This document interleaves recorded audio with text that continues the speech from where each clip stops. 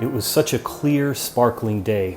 I couldn't resist the temptation to take my board under the water, even though my buddy hadn't been able to make it that day. I prided myself on my competence and my ability to read the wind and the currents. I did not feel bound by the cautions that I always gave to my friends, never to windsurf alone. It was such a glorious feeling to race through the water. I felt like I could go on forever as I watched the shoreline recede. I realized I was further out than I had ever been before, but I had no doubt that I could make it back to shore. Then I started to realize how tired I was getting, and I started to turn toward the distant shoreline when the joint holding the rig to my board snapped, and I was in the water, helpless. At first I wasn't very alarmed, figuring the rescue boat would see me, and the worst that I would have to face would be their lecture about my foolishness in going out alone. Hanging onto my board as I drifted, I could feel the power of the current dragging me further and further away from the shore. I started getting colder and colder and more tired. I almost began to feel afraid as I realized that no one had spotted me yet.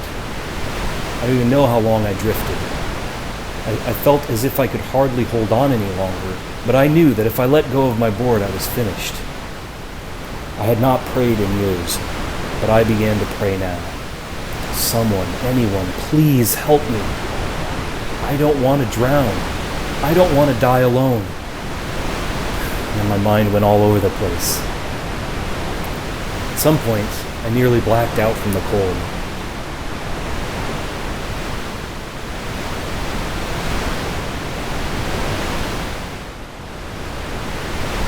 But then there was a moment of peace, and I began dreaming about my grandfather. He was telling me a story from ancient China. In the age when life on earth was full, no one paid any special attention to worthy men and women, nor did they single out the person of ability. Rulers were simply the highest branches on the trees, and the people were like deer in the woods.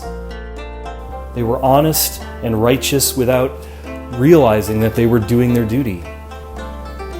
They loved each other and did not know that this was love of neighbor. They deceived no one, yet did not know they were women and men to be trusted. They were reliable and did not know that this was good faith. They lived freely together, giving and taking, and did not know that they were generous. For this reason, their deeds have not been narrated. They made no history.